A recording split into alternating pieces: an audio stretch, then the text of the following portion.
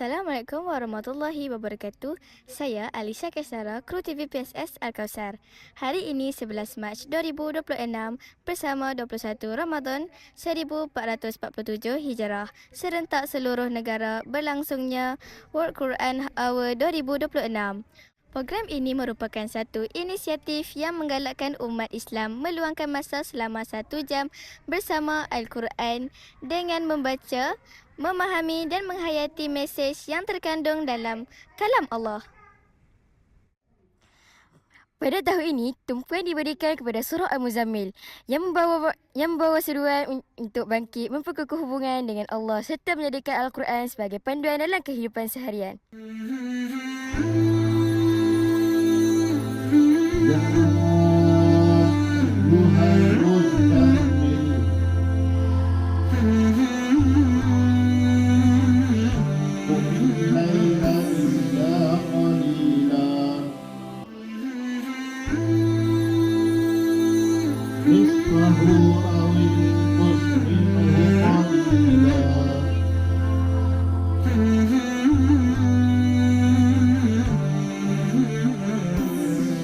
أن تخرج من ضيق الظلماء إلى النور، أن تولد ثانية والماضي مغفور، لحظة أن تشعر بالله في قلبك يقذف بهدى، هذا ما لا يدركه وصف وشعور.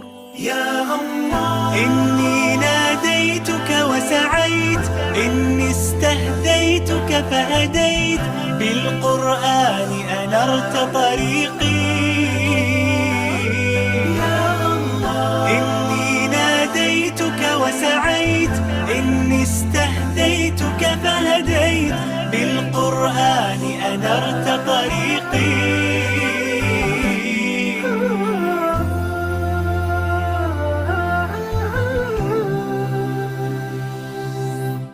كنت أسير الحيرة أحمل قلبا تاه، كان الصمت مخيفا قبل كلام الله، فإذا بالرحمن قريب يسأله الحائر فيجيب، أشهد أن لا رب ولا معبود سواه. يا الله إني ناديتك وسعيت، إني استهديتك فهديت، بالقرآن أنرت طريقي. يا الله إني ناديتك وسعيت، إني استهديتك فهديت، بالقرآن أنرت طريقي.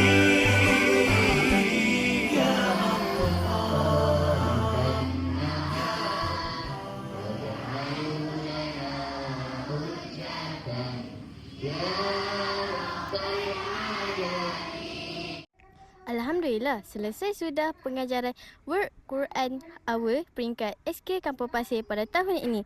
Semoga usaha ini dapat menyemai rasa cinta terhadap Al-Quran dan menyemarakkan ukhuwah dalam kalangan masyarakat. Semoga kita berjumpa lagi dalam liputan yang akan datang. Sekian. Assalamualaikum warahmatullahi wabarakatuh. Bye-bye.